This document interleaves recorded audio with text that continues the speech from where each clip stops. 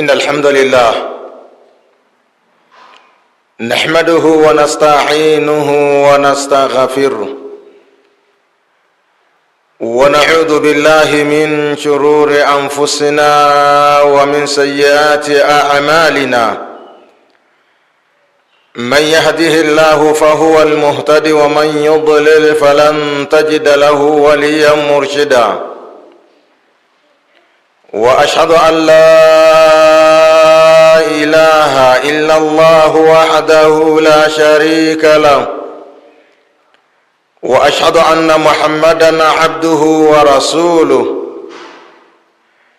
يا أيها الذين آمنوا اتقوا الله حق تقاته ولا تموتن إلا وأنتم مسلمون. يا أيها الناس اتقوا ربكم الذي خلقكم من نفس واحدة وخلق منها زوجها وبث منهما رجالا كثيرا ونساء، واتقوا الله الذي تساءلون به والأرحام إن الله كان عليكم رقيبا.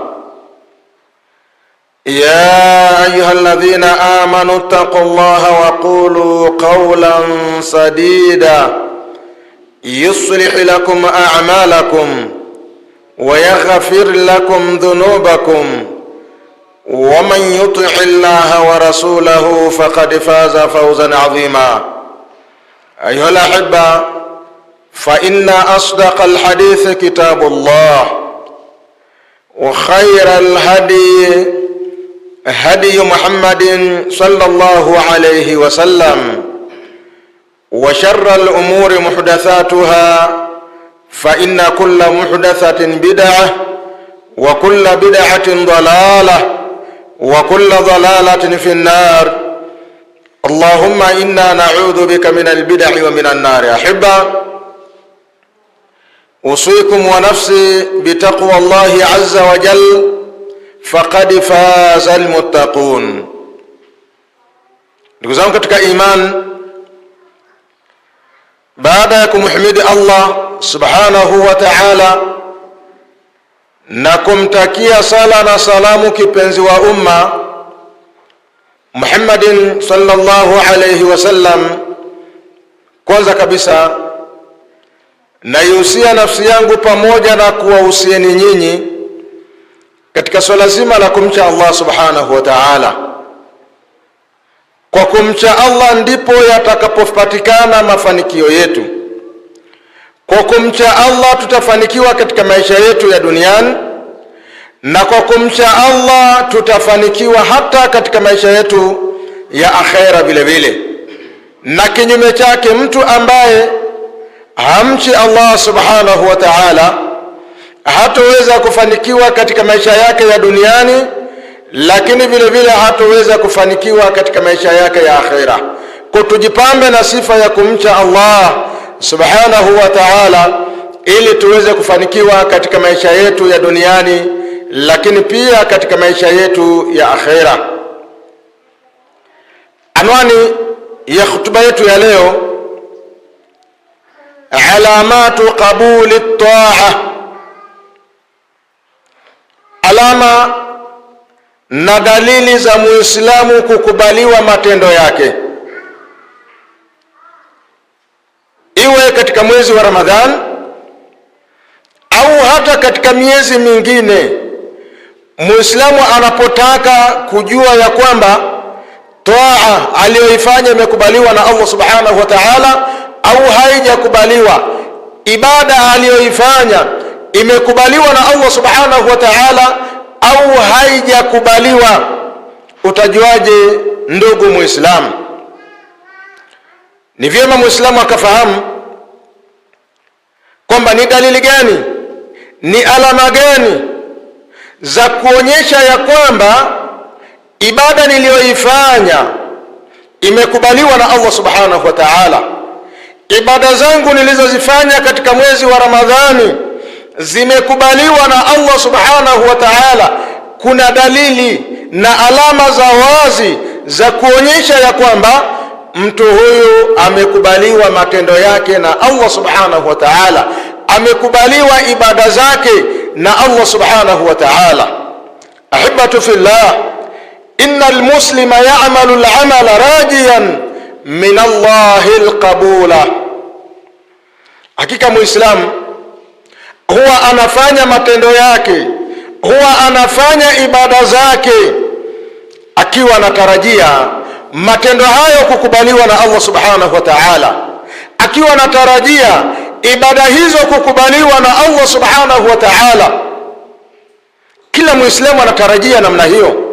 Hakuna ambaye anafanya matendo au anafanya ibada alafu anatarajia matendo yake yasikubaliwa na Allah subhanahu wa ta'ala. Kila mmoja katika sisi anapofanya amal, anapofanya matendo, anapofanya ibada, huwa na matarajio ya kwamba ibada hizo zikubaliwa na Allah subhanahu wa ta'ala. Wa idha qabila Allahu amala almuslimi, na Allah subhanahu wa ta'ala anapokubali matendo ya muislamu, anapokubali ibada za muislamu, fahadha dalilun ala anna al-amala, hii ni dalili ya kwamba hakika amali aliyoifanya huyo muislamu waqa'a sahihan ala alwajhi alladhi yuhibbu Allah tabaraka wa ta'ala. Hii inaonyesha ya kwamba ibada alizozifanya muislamu huyo mpaka ikafikia mahala zikakubaliwa na Allah subhanahu wa ta'ala,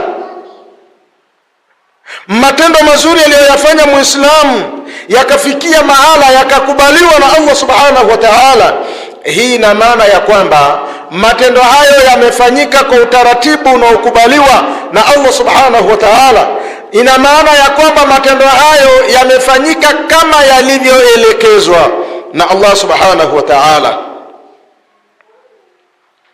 Qala al-Fudayl ibn Iyad, al-Fudayl ibn Iyad anasema, inna Allah la yaqbalu min al-amali illa akhlasahu wa aswabahu, hakika Allah subhanahu wa ta'ala hakubali matendo isipokuwa yale ambayo yana ikhlasi zaidi, yale matendo yaliyofanyika kwa ajili ya Allah subhanahu wa ta'ala, lakini pia matendo yaliyofanyika kwa usahihi, matendo yaliyofanyika kwa usawa, haya ndiyo yanayokubaliwa na Allah subhanahu wa ta'ala.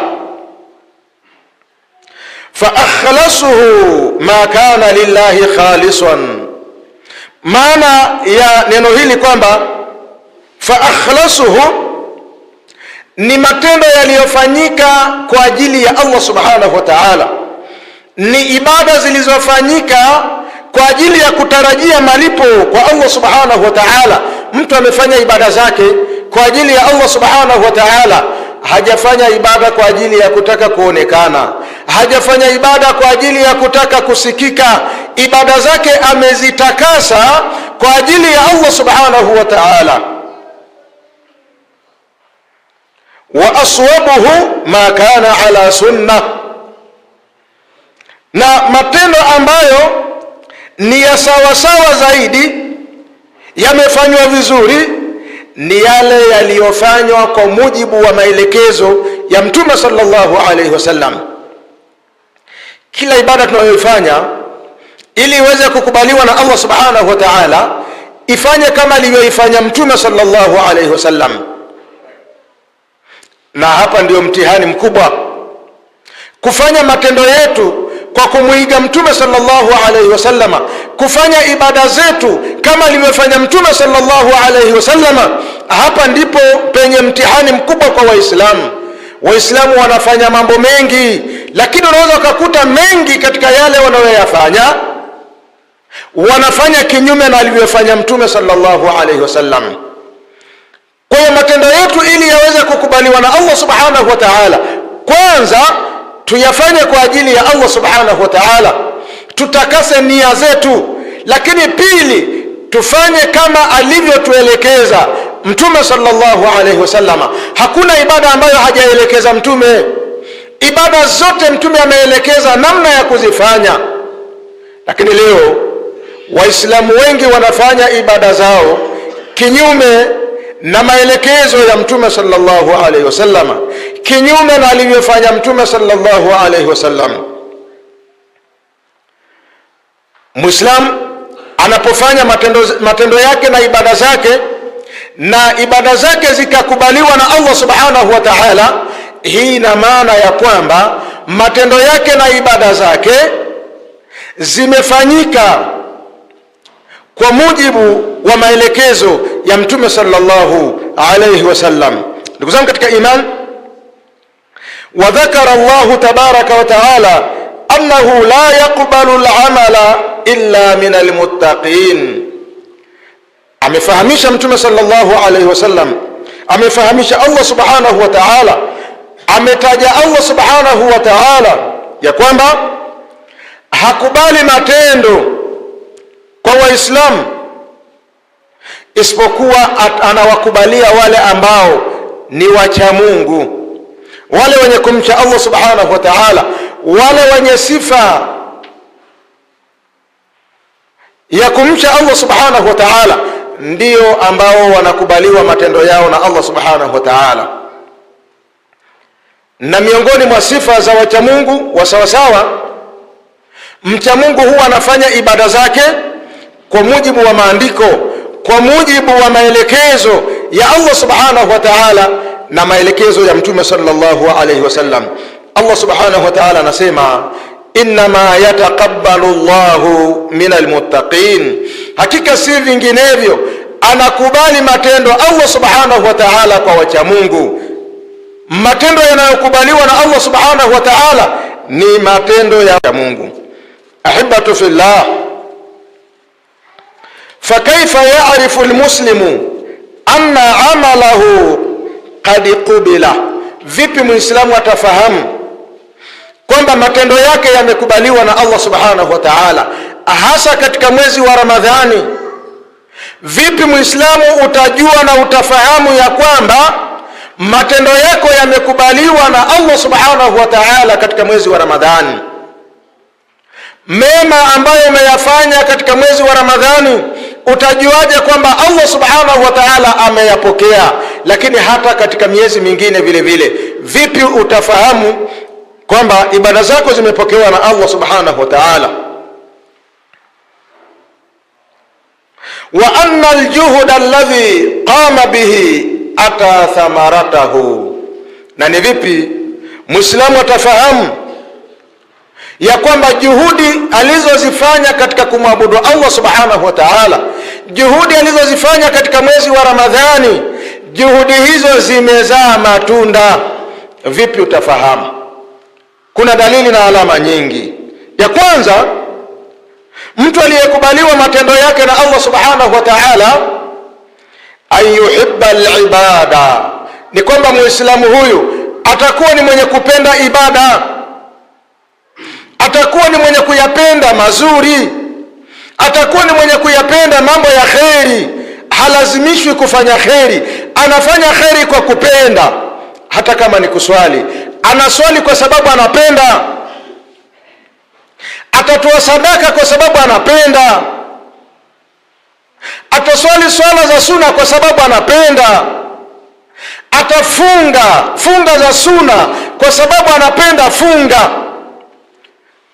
Kwa mtu aliyekubaliwa matendo yake na ibada zake katika mwezi wa Ramadhani, dalili ya kwanza na alama ya kwanza ya kuonyesha kwamba matendo yako yamekubaliwa na Allah subhanahu wa ta'ala, wewe utakuwa ni mpenda kheri, wewe utakuwa ni mpenda wa ibada.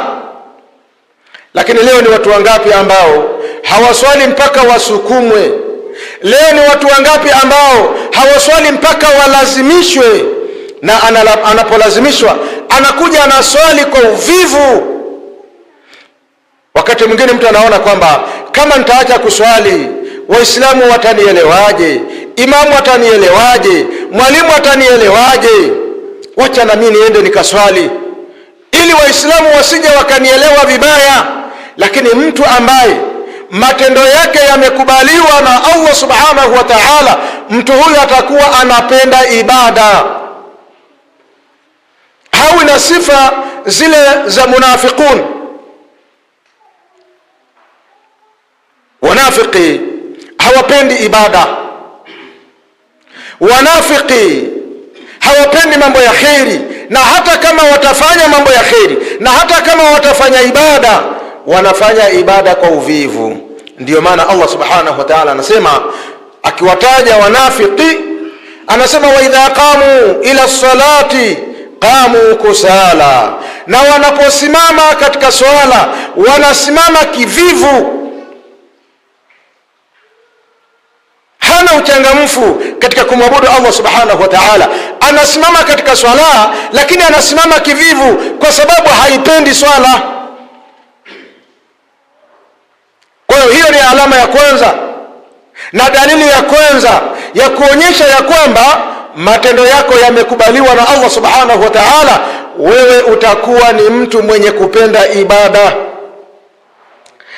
Dalili na alama ya pili ya kwamba matendo yako yamekubaliwa na Allah subhanahu wa ta'ala ni adamu rujui ila dhambi, ni kuto kuyarudia madhambi.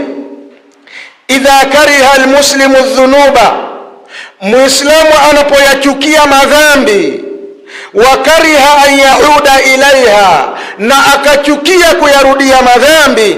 Katika mwezi wa Ramadhan waislamu walifanya toba, waislamu waliacha madhambi, waislamu waliacha maovu katika mwezi wa Ramadhani. Sasa unapomwona muislamu anachukia madhambi lakini vile vile anachukia kurudi katika madhambi, muislamu huyo falyalam annahu maqbul, ajue ya kwamba ibada zake alizozifanya ndani ya mwezi wa Ramadhani zimekubaliwa na Allah subhanahu wa ta'ala. Kheri zake alizozifanya ndani ya mwezi wa Ramadhani zimekubaliwa na Allah subhanahu wa ta'ala. Ndiyo maana anachukia dhambi, anachukia maovu, anachukia mambo mabaya, na anapomuona hata mtu mwingine anafanya anamchukia kwamba kwa nini anafanya mambo hayo. Wa idha tadhakkara dhanba fahazina wa nadima faqad qubilat taubatuhu, muislamu akijiona kwamba anapokumbuka maasi aliyoyafanya, anapokumbuka madhambi aliyoyafanya, akikumbuka anahuzunika na anajuta kutokana na madhambi yale, huyo muislamu anatakiwa ajue ya kwamba tauba yake imekubaliwa na Allah subhanahu wa ta'ala. Toba yake aliyoifanya katika mwezi wa Ramadhani, toba yake imekubaliwa na Allah subhanahu wa ta'ala.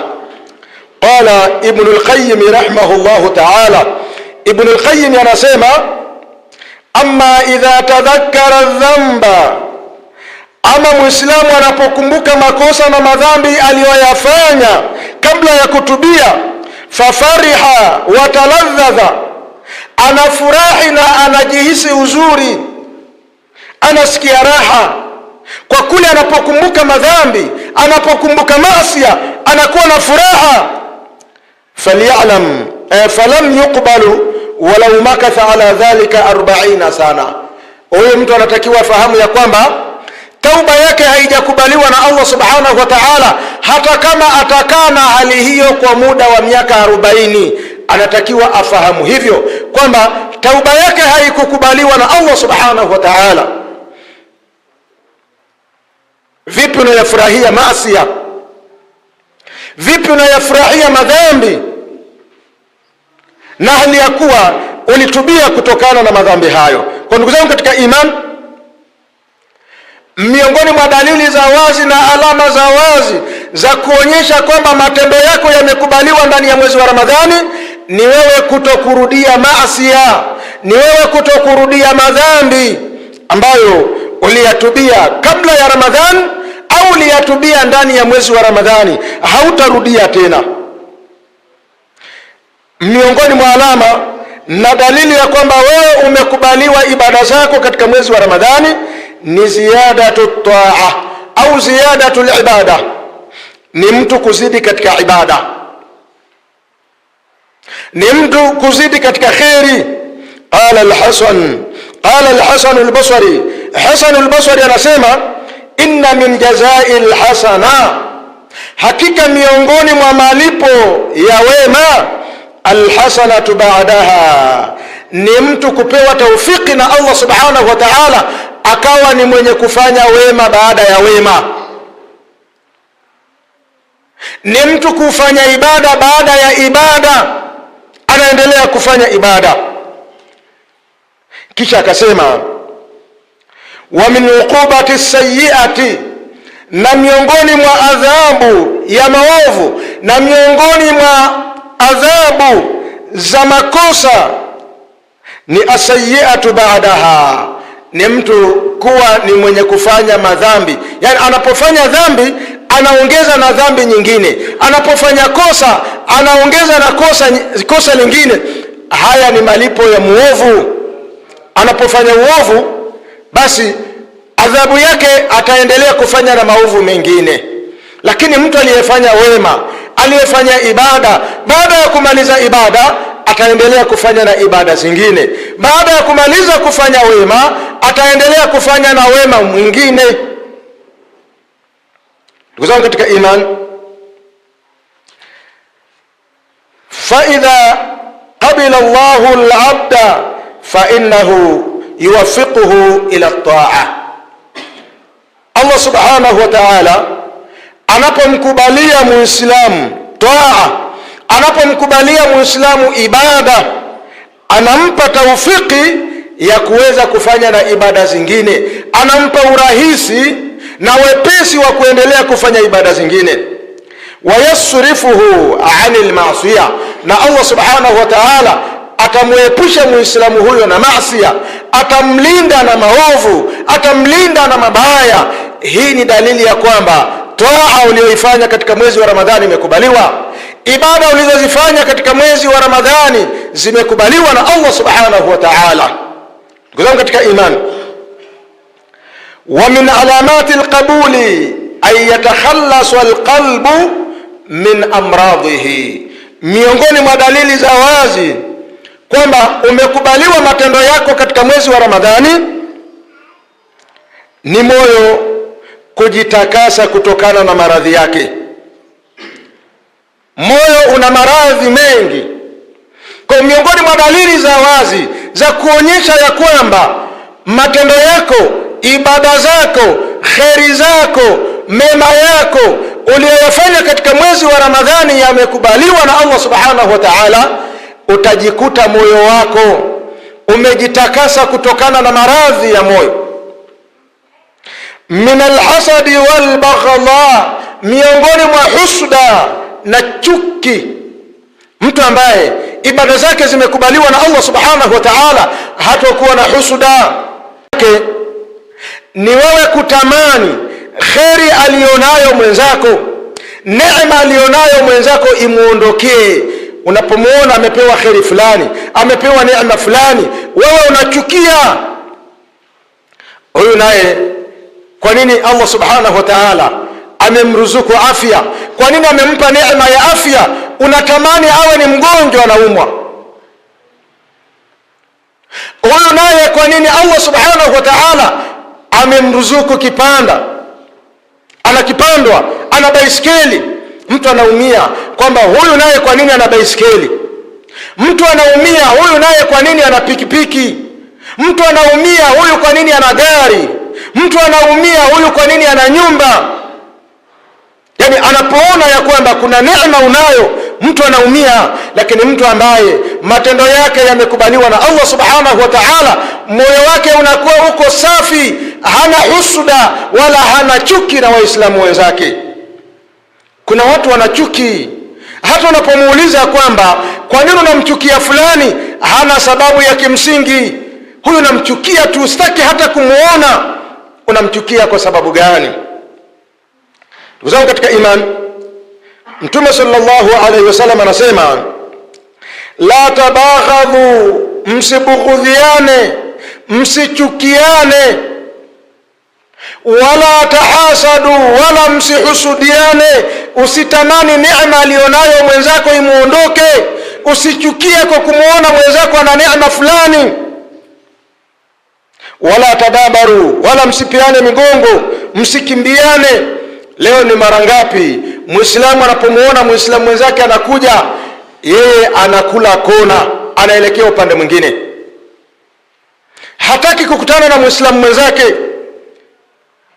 Mtume sallallahu alaihi wasallam ameyakataza mambo hayo, kisha akasema wakunu ibadallahi ikhwana, na kuweni ni waja wa Allah hali ya kuwa ni ndugu.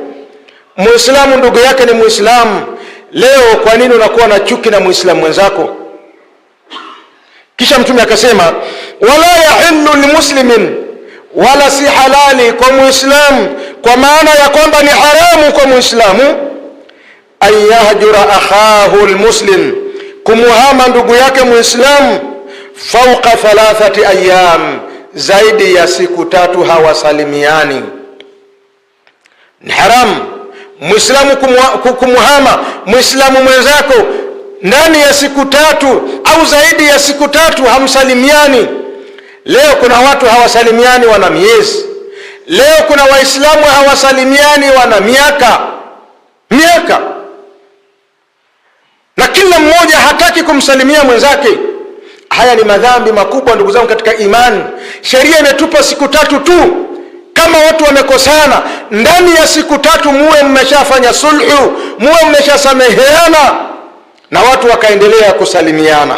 Kwa ndugu zangu katika imani, ili kujichunguza na kujigundua ya kwamba matendo yako na ibada zako zimekubaliwa na Allah subhanahu wa ta'ala, ni kwamba moyo wako utakuwa umesafishika, hauna husuda na Waislamu wenzako, hauna bughdhi, hauna chuki na Waislamu wenzako.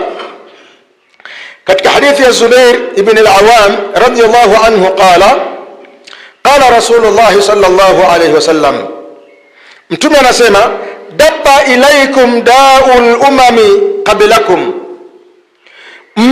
mmetembelewa na ugonjwa wa nyuma zilizopita zilizokuwa kabla yenu, na nyinyi vile vile mmeshapatwa na ugonjwa huo, na ugonjwa huo ni ugonjwa mbaya. Mtume akautaja ugonjwa huo akasema alhasadu walbaghdhau, ugonjwa huo ni husuda na bughdha, ugonjwa huo ni husuda na chuki. Kisha Mtume akasema walbaghdhau hiya alhaliqa, na chuki ni kinyozi. La aqulu tahliqu sha'ra, sisemi kwamba huyo ni kinyozi wa kunyoa nywele, walakin tahliqu dina, lakini ni kinyozi wa kuinyoa dini. Chuki ni kinyozi wa kuinyoa na kuimaliza dini yako. Kwa chuki uliokuwa nayo unaweza ukafikia mahala ukawa hauna dini, ukabaki unaitwa tu jina la Kiislamu, lakini dini hauna. Dini imenyolewa na nini? Dini imeondolewa na nini? Dini imeondolewa na chuki uliokuwa nayo dhidi ya Waislamu wenzako. Mtume sallallahu alaihi wasallam akasema walladhi nafsi biyadihi, na muapa yule ambaye nafsi yangu imo katika mikono yake, la tadkhulul jannata, hamtoingia katika pepo ya Allah subhanahu wa ta'ala, hatta tu'minu, mpaka muamini. Kama hauna imani hautoingia katika pepo ya Allah subhanahu wa ta'ala. Wala tu'minu hatta tahabu, na wala hamtoamini mpaka mpendane. Haiwezekani ukawa na imani mpaka uwapende Waislamu wenzako. Kisha Mtume akasema afala unabbiukum bima yuthabbitu dhalika lakum, hivi nisikuambieni jambo ambalo litakufanya mthibiti na kubakia katika mambo hayo, katika jambo la imani, katika jambo la kupendana? Hivi nisikufundisheni jambo ambalo mkilifanya mtabakia kuwa na imani, mtabakia kuwa mnapendana? Mtume akasema afshu salama bainakum, toleaneni salamu kati yenu, salimianeni. Salamu inaondoa chuki, salamu inaondoa husuda. Kwa hiyo salimianeni.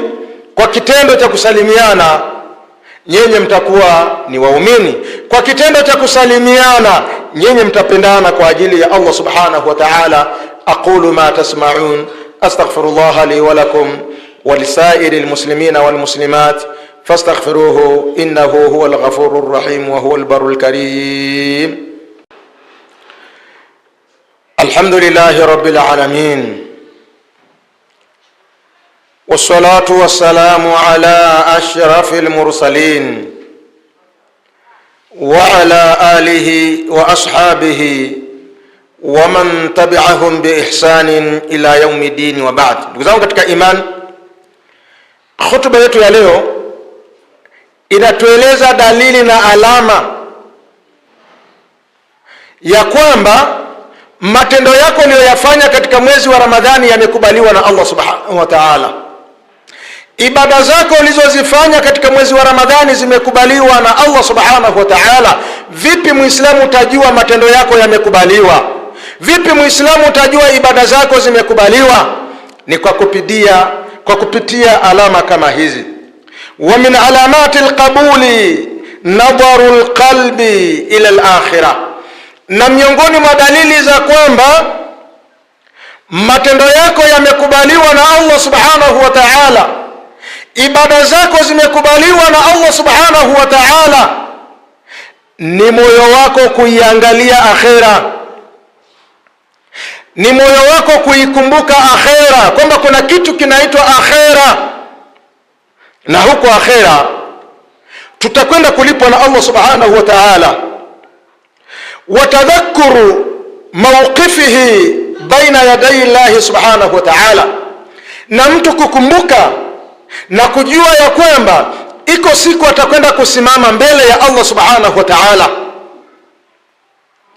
Wasualuhu iyahu, na mtu kufahamu ya kwamba kuna siku atakwenda kuulizwa na Allah subhanahu wa ta'ala amma qaddama, kutokana na yale aliyoyatanguliza, kutokana na yale aliyoyafanya, atakwenda kuulizwa na Allah subhanahu wa ta'ala.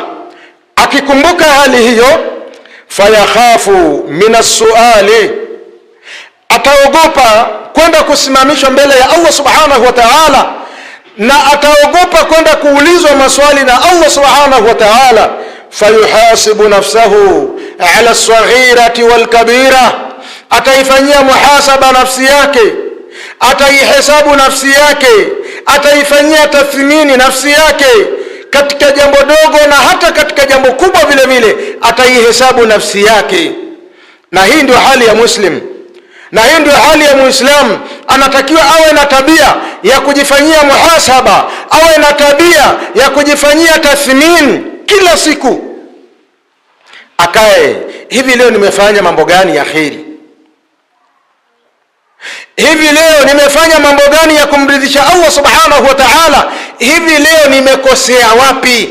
Inapofika jioni, tenga muda, ichunguze nafsi yako, ifanyie tathmini nafsi yako kwamba imekosea wapi na imepatia wapi. Ukiwa ni mtu wa namna hiyo, kwa kweli wewe utakuwa ni miongoni mwa watu ambao wamekubaliwa matendo yao na Allah subhanahu wa ta'ala katika mwezi wa Ramadhani.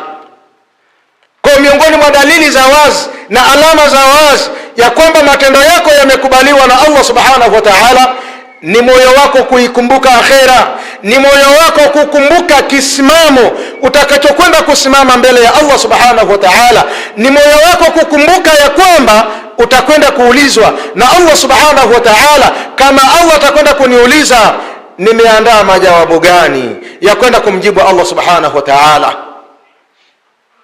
Lakini kama mwanadamu anaishi tu katika ulimwengu huu, anaona kwamba amefika, hajifanyii muhasaba, hajifanyii tathmini, hajiangalii na wala hakumbuki kwamba kuna kitu kinaitwa kuna siku inaitwa yaumul qiyama, siku ya kiyama, siku ya mwisho. Yani yeye anaishi tu, hata ukimwambia kwamba kuna siku inaitwa siku ya mwisho, tutakwenda kuhesabiwa mbele ya Allah subhanahu wa ta'ala na kulipwa kutokana na matendo yetu, yeye hajali. Kwa ndugu zangu katika iman, kwa kupitia alama hizi na dalili hizi, Muislamu natakiwa ujichunguze kuanzia sasa hivi, ili uweze kujihukumu mwenyewe matendo yako yamekubaliwa na Allah subhanahu wa ta'ala au matendo yako hayajakubaliwa na Allah subhanahu wa ta'ala. Ayuha almuslimun, inna Allaha wa malaikatahu yusalluna ala an-nabi يا أيها الذين آمنوا صلوا عليه وسلموا تسليما اللهم صل على محمد وعلى آل محمد كما صليت على إبراهيم وعلى آل إبراهيم وبارك على محمد وعلى آل محمد كما باركت على إبراهيم وعلى آل إبراهيم في العالمين إنك حميد مجيد اللهم أعز الإسلام والمسلمين وانصر الإسلام والمسلمين وخذل من خذل المسلمين اللهم إنك عفو تحب العفو فاعف عنا اللهم اغفر للمؤمنين والمؤمنات والمسلمين والمسلمات الأحياء منهم والأموات ربنا آتنا في الدنيا حسنة وفي الآخرة حسنة وقنا عذاب النار والحمد لله رب العالمين.